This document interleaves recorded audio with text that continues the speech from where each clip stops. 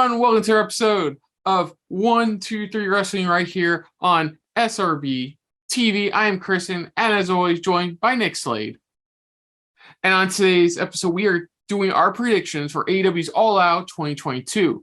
Now, why no Mo, you may ask? Well, it's his birthday weekend, so he is giving himself the weekend off from pro wrestling. Well, I wouldn't say he's giving himself the week off from watching pro wrestling pay-per-views, but he's giving himself the week off just in general, the weekend off just in general, considering we have so much we have to watch as it is.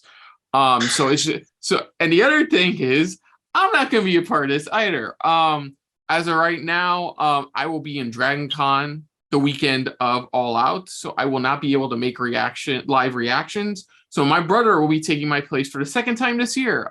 He did for me for day one, and he's going to be doing it for All Out. So it'll be him and Mr. Nick Slade to my whatever direction I'm looking at right now, doing the reaction recording. So thoughts on my brother? I don't care. He's editing this anyway. Thoughts on your brother? Yes. He's a lot of fun to do these with. Cool. Oh damn it. Okay. Oh no, I lost him. Okay, he's back. Okay, so we have 14. My battery's about dead. We have 14 matches to go over, but we're not going to go through them one by one because we'd be here all fucking night. So we're going to focus on just. I'm going to go through the three pre-show matches like that. So keep up, okay? Mm-hmm. And here we go. So first up, Ishii versus Kingston. Kingston coming back from the Sammy Guevara stuff, off suspension, back now. Having a second match against Ishii. The first one he had was at the DC show, New Japan America show a couple months ago. This is a return to that. I say Kingston wins. Next week will probably be restarting the Guevara feud. Next match, Pac versus Sabian. Sabian's been in the crowd this entire time. Now he's popped out, challenging Pac for the title. I'm going to say Kip wins. For the hell of it. Hey, you want me to get this down less than a minute or not? Next up is Hook versus Angelo Parker for the FTW title. Angelo and Menard have been saying Hook's too scared to fight him for the FTW title. Now one of them is fighting him for the FTW title. I'm going with Hook. There we go. That was less than a minute. Do you agree with any of those? Quick, any of those? Kingston, Pac, Hook. Okay, cool. So our first match, I don't know how the fuck I'm gonna do this, but okay. So our first match is Wardlow and FTR taking on Jay Lethal and the Motor City Machine Guns making their AEW debut. Just a 6-man tag.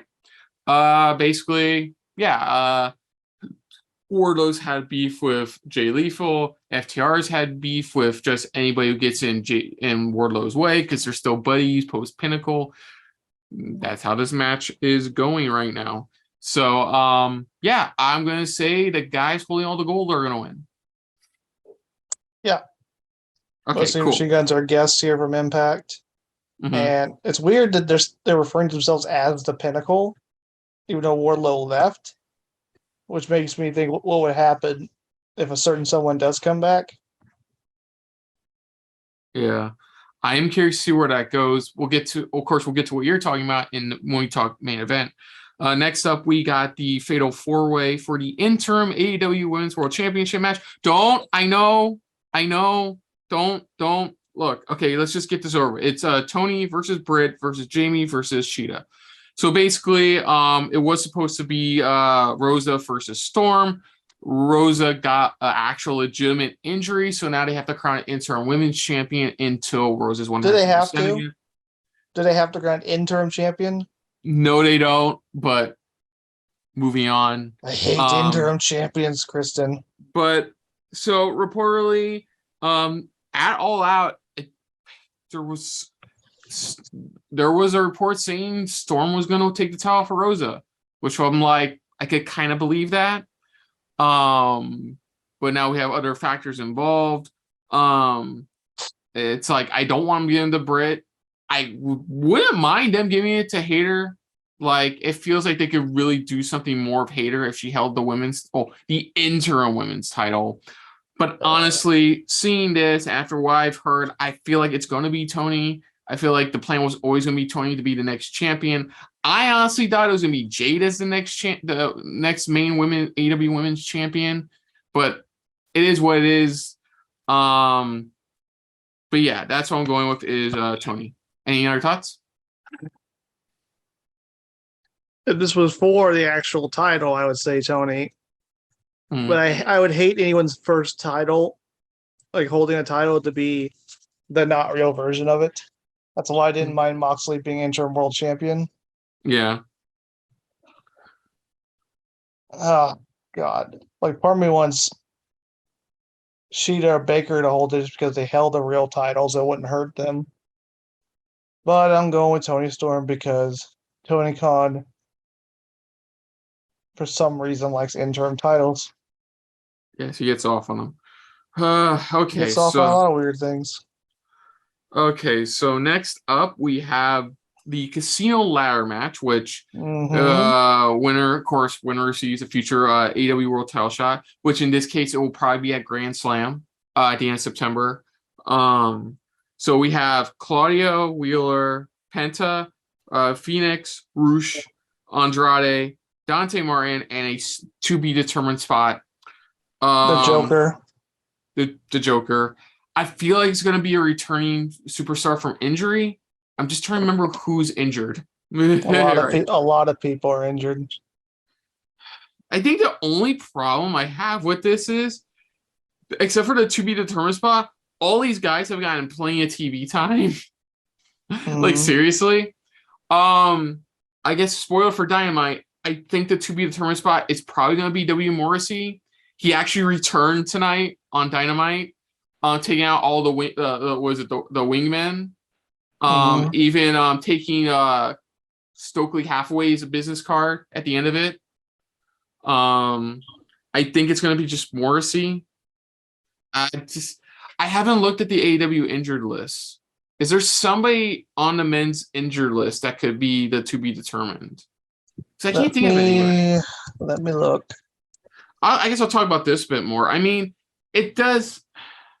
I mean, it is this one's heavily faction based because you have Blackpool Combat Club, you have Lucha Bros, you have Faction Ingobernables. I got that right for the first time, and you have Dante Martin. So to be determined could even be a returning Darius Martin. You know, it could be a whole like Top Flight, Faction, Lucha Bros, BCC. It could be Darius Martin returning. Let's see. Santana's injured. Don't think it's going to be him. No. Martin, you mentioned already. That's the strongest possibility, I believe. That would not be a great surprise entrance. I know, but if you literally look at the card, like I said, if you look at the match with the opponents in it, everybody has a stable buddy. Dante's the odd man out. So I mean, Darius would make the most logical sense. Why is Dante in this match? Because shut up. No, I'm not being sarcastic. I think that was Tony Khan's response when somebody asked. Yeah, because literally everyone in this match is a main eventer, former world champion somewhere. Then you got Dante, who's barely been on television. Yeah, but Dante's still Dante. Well, so like my guesses are for the to be determined for now is Darius or Sammy. Darius, Sammy. Because remember, Sammy was supposed to have a match against Kingston, but that got scrapped because of what happened. It could be Sammy or New Japan person. I mean, you have Ishii on the pre-show. You have a surprise New Japan guy. I'm going to go with someone who should be featured more. Samoa Joe. You think Joe? Okay. Where's Joe been? I know. Good point. We saw Samoa Joe was at, I think, was it Death Before Dishonor? Yeah, last Ring of Honor show. Was that the last time we actually? I think so. Okay, so yeah, But as to who is winning, now you can just say to be determined. It doesn't have to be one of the guys we're guessing, but you can just say to be determined if you think that they're gonna win. So, God damn it, everybody will make for a great match against whoever wins the main event. Honestly, anybody wins this. But I'm going to be determined. Honestly, I'm just, yeah. That means one of your winners is either not Dante Martin or Sammy Guevara. I know. I mean, Penta would be a good challenger for the title. Yeah. He hasn't challenged for the world title in fucking forever, right? Yeah, I could go on about how many people AEW is not properly using. Yeah. I guess for the sake of this, I'm going to say Penta. Also, I'm going to make a little point. Doesn't it kind of shit on the Ring of Honor world title to have Claudio in this match? It's like saying that his title isn't good enough, so he wants the other world title. Hey, why isn't Claudio defending his world title on the show? Hey, according to them, oh my God, the freaking Ring of Honor is doing something. It's great, another pay-per-view. Great, that's what we needed. It's the reason fucking Jesus Christ, 1 to 2 reasons fucking Colt Cabana is not fucking part of the Dark Order. It's it's a 4-person team. No, it's 5 people. You just fucking put Cole in Ring of Honor because you don't know how to deal with his relationship with Punk. Oh, I can go on about that. Yeah, let's not. But who are you picking? Kind of hard. I'm gonna go with Andrade. Okay. I mean that'll be a good match. That'll be a really good match regardless. One of the matches I'm kind of looking forward to, considering this is custody of insert name of superstar here, not ladder match. As the American, I have to be specific here, the American Dragon Bryan Danielson taking on the what was it, Lionheart? Yes, Lionheart Chris Jericho.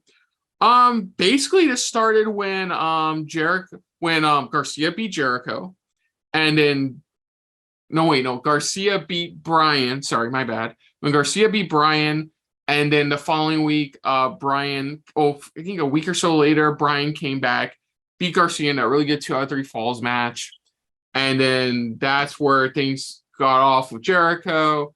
And now it goes even further back when the BCC held Kingston against Jericho.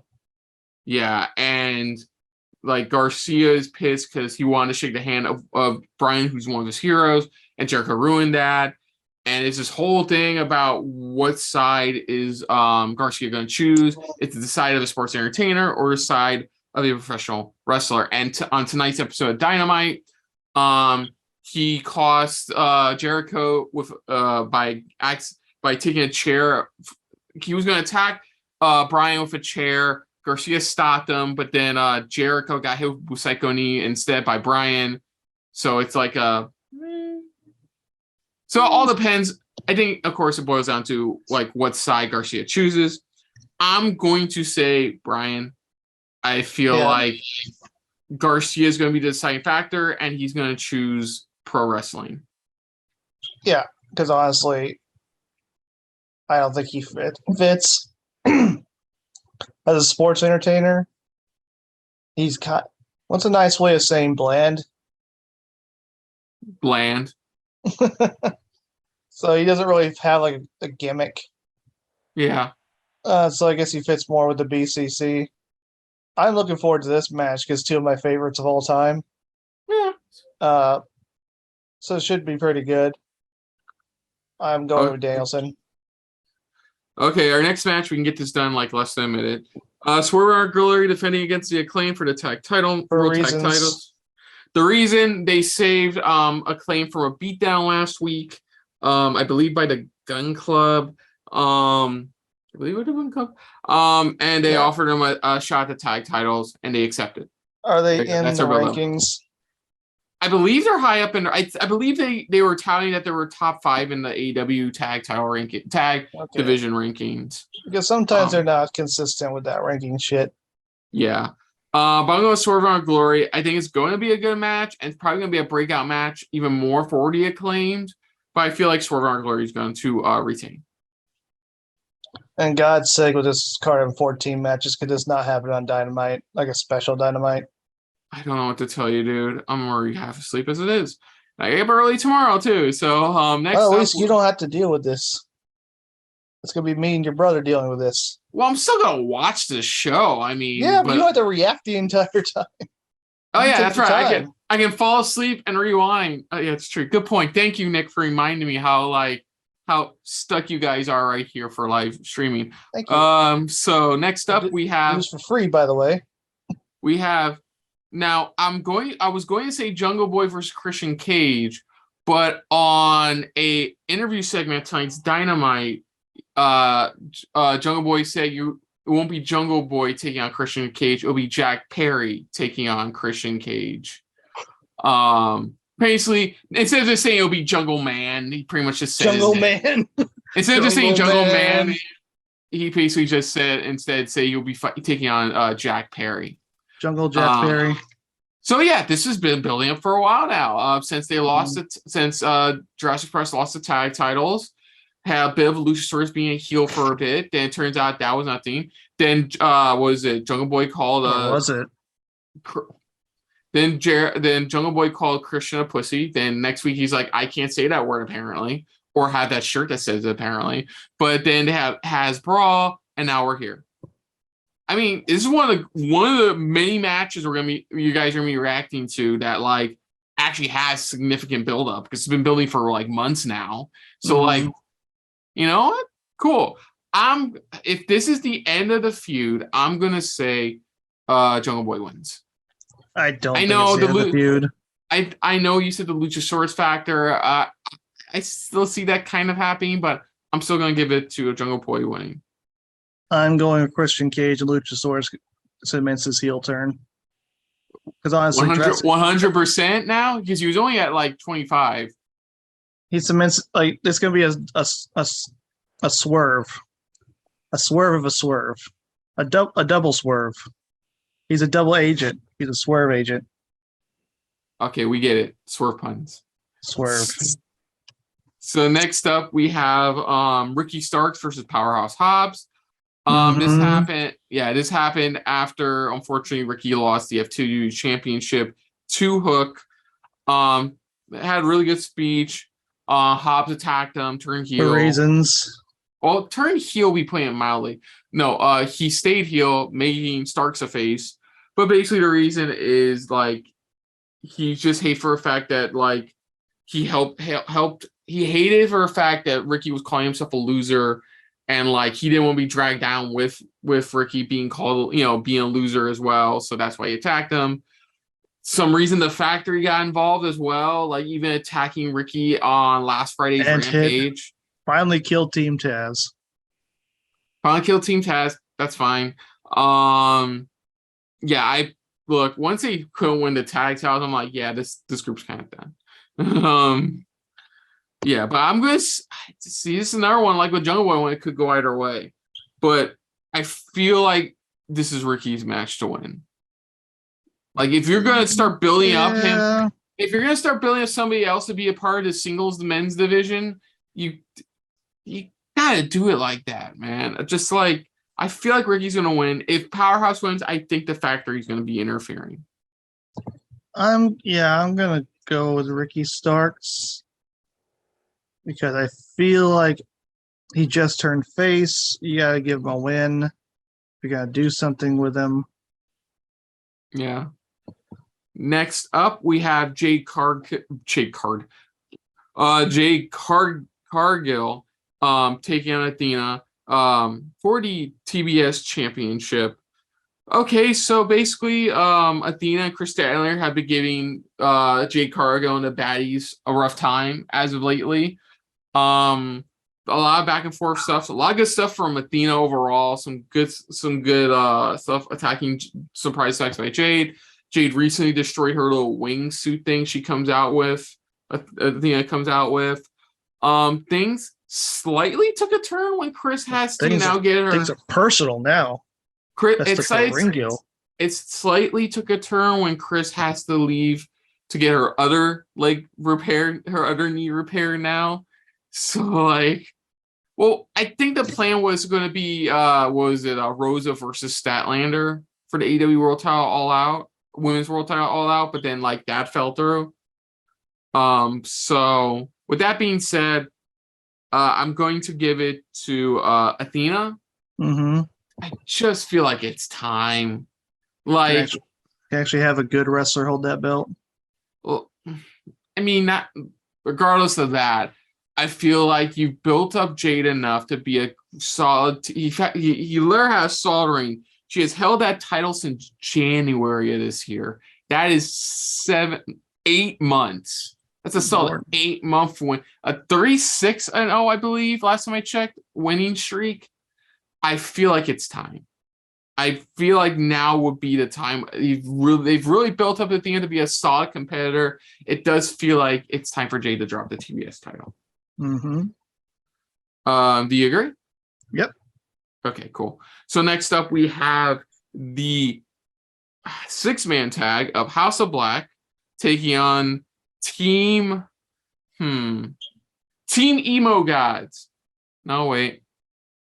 No, Team Emo Redeemer. No, Team Redeemer. There you go. Team Redeemer versus Team Redeemer. Basically, this individually started off House of Black stuff beef with Darby Allin. Then I got it. Miro. The Redeemer and the Stinger. Redeemer and the Stinger. Okay, good. Redeemer and the Stinger.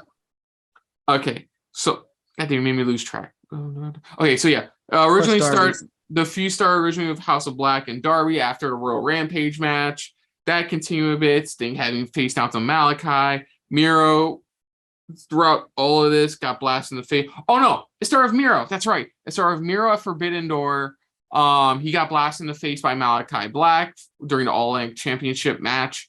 Then eventually it went to the house itself with Darby and Sting, and now they're all getting together to take out House of Black.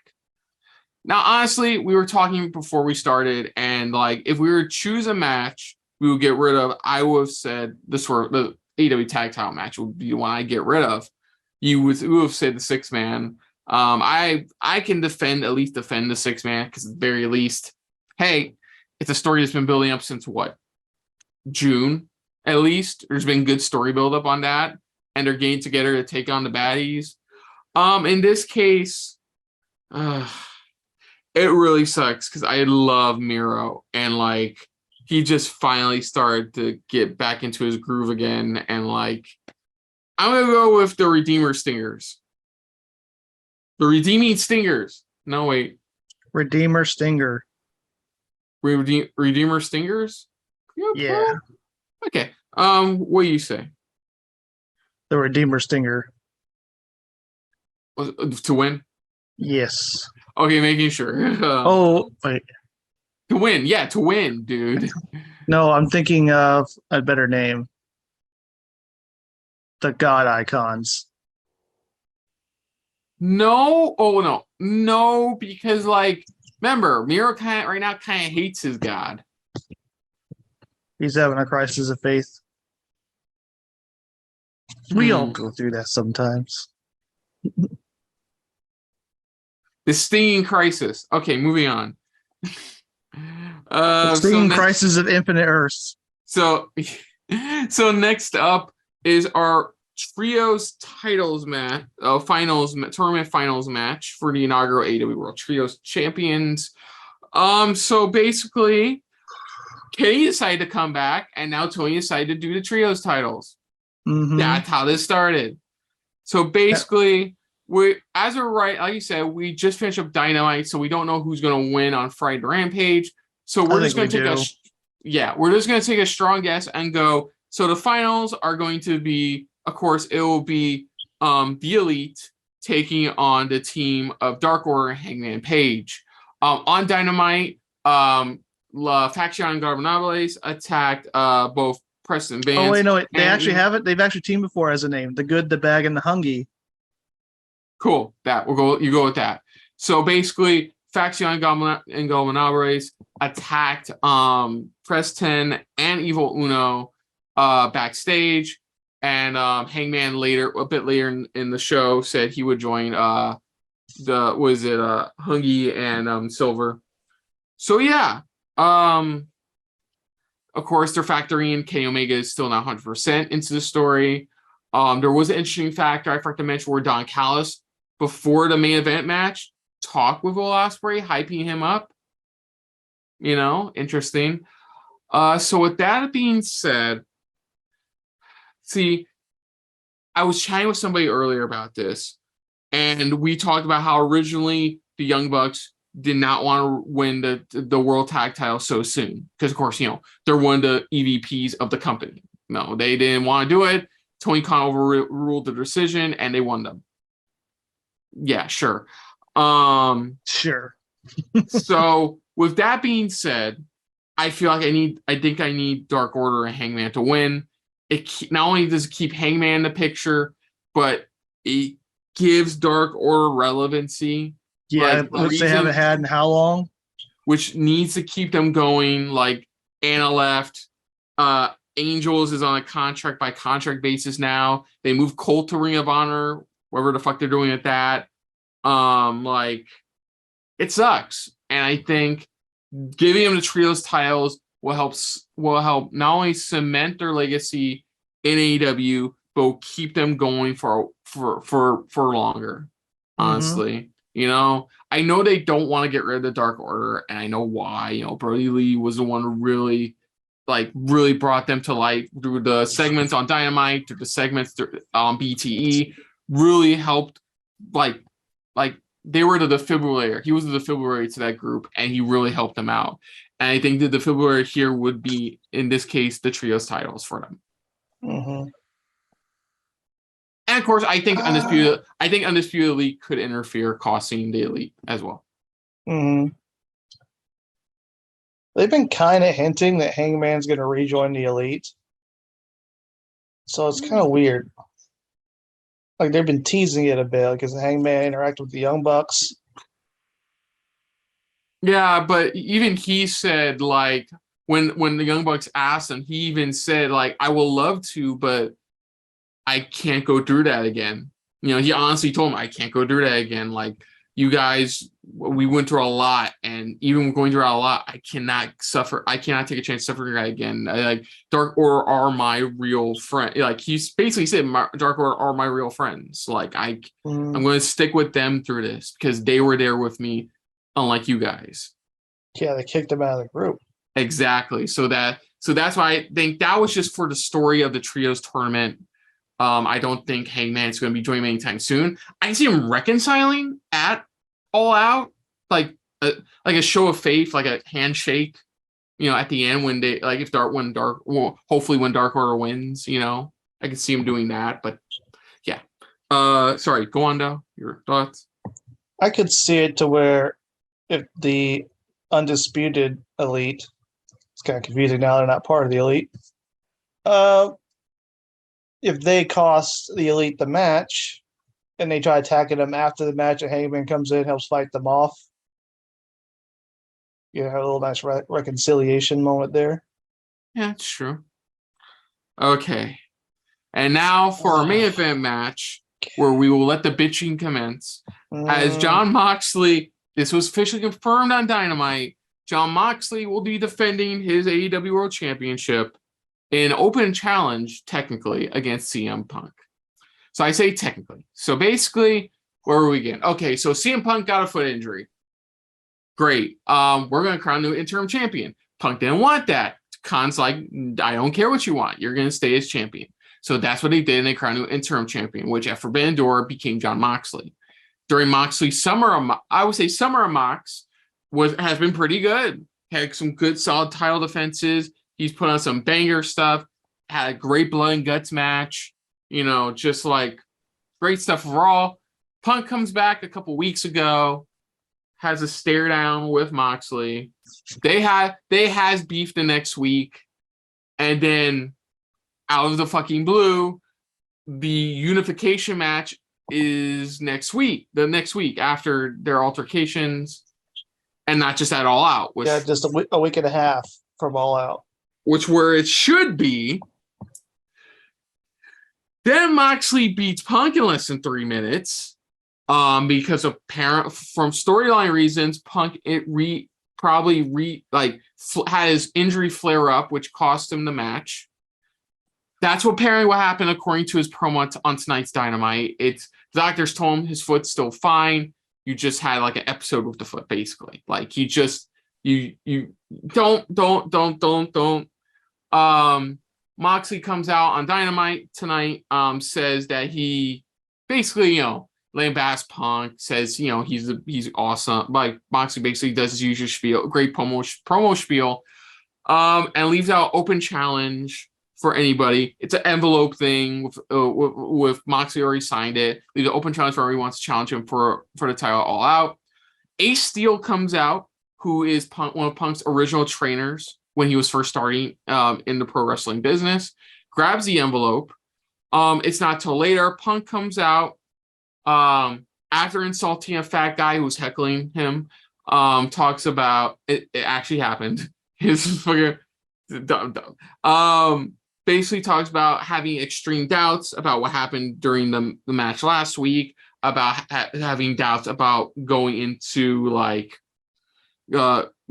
thinking about maybe just like not hanging up, but like very unsure of himself and stuff like that. It's a good promo, but this is where I have a problem. So Ace Steel comes out, gives him a motivational speech, then Punk gives his grandiose speech, signs the contract, and that's where we're at now. Okay, so my biggest problem is the obvious part is, why not just do this anyways and still have the unification match at All Out? Did you want Moxley to win because you want his second title run to be legit, just to thank him for holding the ground while Punk was out recovering? Was that the reason you let him to solidify his second title run? Was that it? I mean, you mean the second title run's now officially going to be 10 days? Leads me to my next point. Thank you for leading me to my next point, is that technically this will mean his title reign will only be 10 days if you get the title back to Punk instead of 69. Nice. Which just makes no sense. And then you couldn't just have this. You could have had all this. You could have had the promos. You could have had the stuff between Moxley and Punk. You could have had them not being no contact clause on their contract out for All Out, stating that if they come in contact, the match is off. That's it. You couldn't have that. You couldn't have any of that. You couldn't have fucking any of that. No, we had to do a squash match, have Punk doubt himself in front of a shout crowd, have somebody motivate him to come back, do this all again, just have the same match we were going to have before he decided to have the initial unification match on Dynamite 2 weeks ago. I am sorry to say this. I can't believe I'm saying this, but for fuck's sake, AEW, you need to work on your fucking booking, because it's crap right now.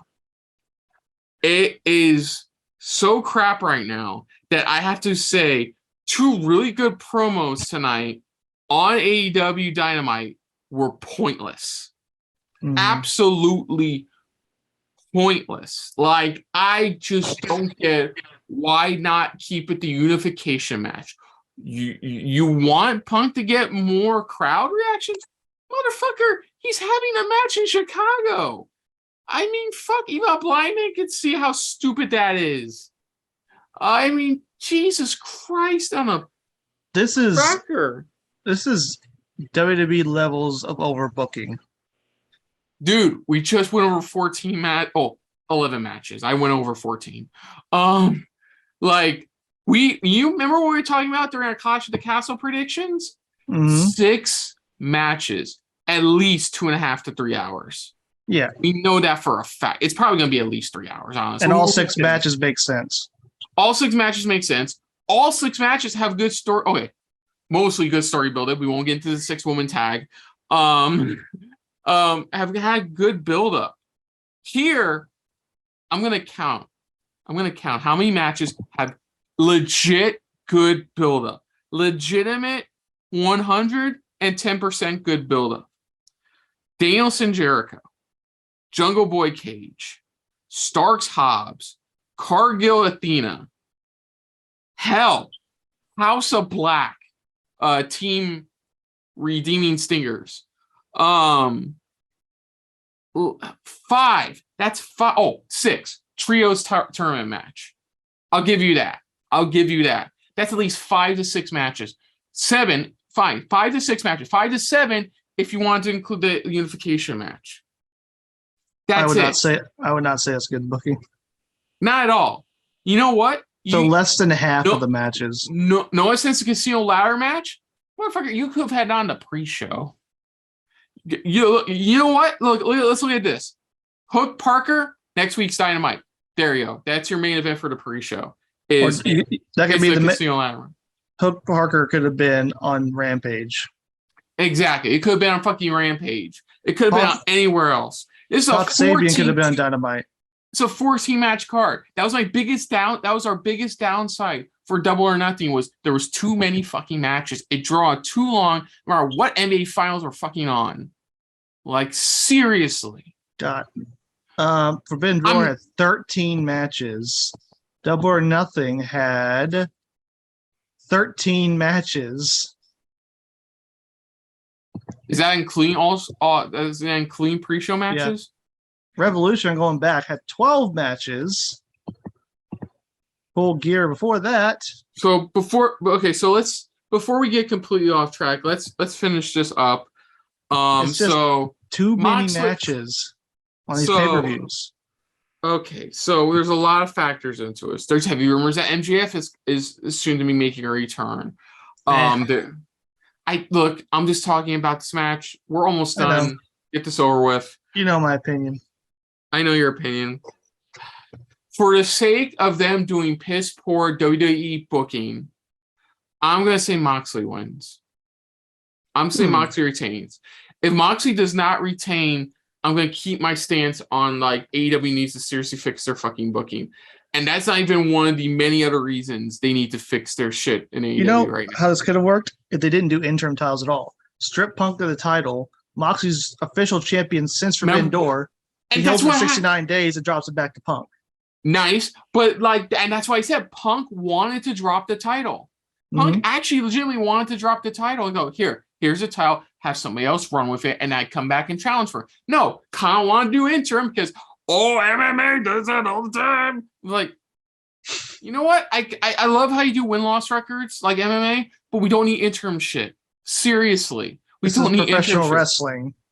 No offense to Rosa, strip Rosa of the title, have Tony win, then Rosa comes back with a legitimate reason to challenge for the title. There. Yeah. How is that fucking difficult? It's not. And I'm going to stick with Moxley regardless.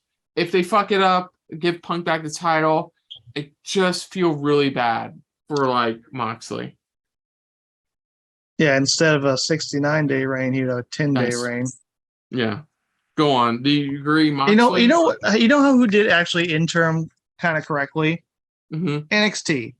NXT had the Cruiserweight Championship. Remember Jordan Devlin couldn't make it to the States because of a certain virus of unknown origin? Yes. So what they did, I thought they should have stripped Devlin of the title, but they didn't. They decided it was going to have an interim Cruiserweight champion. It ended up being Escobar. I remember his first name. Santos Escobar. There we go. Ended up being him. And he had a really good run as champion. And then they had a unification match. But did they do the dumb thing and have Escobar's reign start on that day? No. They decided because he won, his entire interim reign became an official reign automatically. And whose booking was that? Triple H. And who's booking Clash at the Castle? Triple H. At which show has the most relevant matches and only the relevant matches on their card? Clash at the Castle. Oh my God. It's Twilight Zone. It's the Twilight Zone, man. Dude, it's so weird. Like I talked about before, and I'll talk about it again here, a little bit here. It's weird how like I still enjoy AEW Dynamite. I kind of still enjoy Rampage, but I've been seriously enjoying Raw and SmackDown again. Like, it's been like relevant again to watch these matches. Like, seriously, like I've had the most fun watching Raw and SmackDown again than I've had in like years. Plural that shit. And AEW is like great. You put on great pro wrestling matches, and you used to put on good long-term story building and build up. And somewhere in between the 50th guy signed to the men's division, you really forgot how to book a story. That's AEW's got a lot of problems. Book a pay-per-view. Like, yeah, one thing, Tony Khan's got this idea that everyone has to be on the show. No, not everyone has to be on the show. No. Some guys are going to get left off the card. And that's just how pro wrestling's always worked. Yeah. Some people make it onto the card, some people don't. It's not fair, but it's fucking business. Yeah. Okay, and I think AEW's got a lot of problems. I think their main problem is Tony Khan. I'm sorry. Tony, as much as Vince McMahon, we haven't really liked in the past his later years. Yeah. Vince McMahon, in his heyday, he was the boss. He knew how to organize everybody, keep everyone in line, and get the show rolling. Tony Khan doesn't have that backbone. He lets everyone, he's like, oh, everyone's going to have their own creative control. Well, how's that going to work when it starts clashing? Clash. But like, he puts on good pro wrestling matches, that's fine. But like, you need more. And you did that the first couple of years. Good long-term storytelling, good booking. Mostly good booking. You know who was there those first couple of years? Cody Rhodes. Exactly. When people said, oh, Cody's the backbone of AEW, I used to think that was a little over-exaggerated. I was like, oh, I don't think Cody's playing that big a role. But ever since he left, 8 months later, Nick is now going, maybe Cody was the backbone. Maybe it was Cody all along who was keeping everything in line. You know what? I don't mean Tony Khan is this exact person, but it's like the Vince Russo thing. And when you first worked for WWF, he had a million ideas. Vince was there to filter out all of them except for the few that actually worked. Mm-hmm. I think Cody was that filter. Yeah. Tony came up with a million. Tony was a million ideas for storylines. Tony told him which ones are going to work, which ones are not going to work. Mm-hmm. Like, okay, so who are you going for, Moxley or Punk? I feel like we've been talking long enough.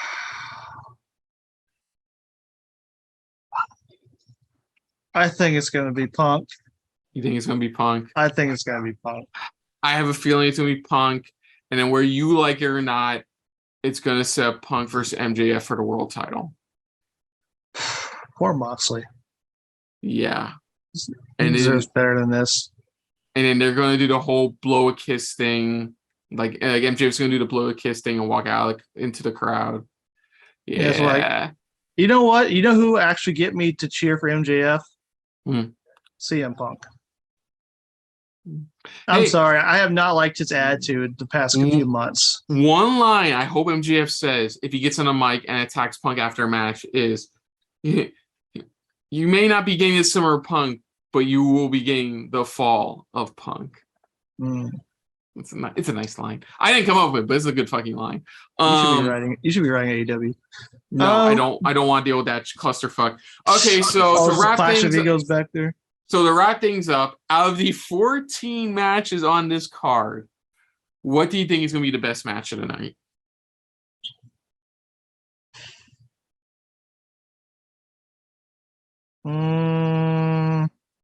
Casino ladder match. Casino ladder match, really. I'm going to go with, this is one difficult. I had to kind of flip a coin back in my head for this, but I'm going to go, oh my God, because it really depends. Man, Kenny's involved too. Okay, I'm going to go with the Trios Finals match. If it is who we think that could be good too.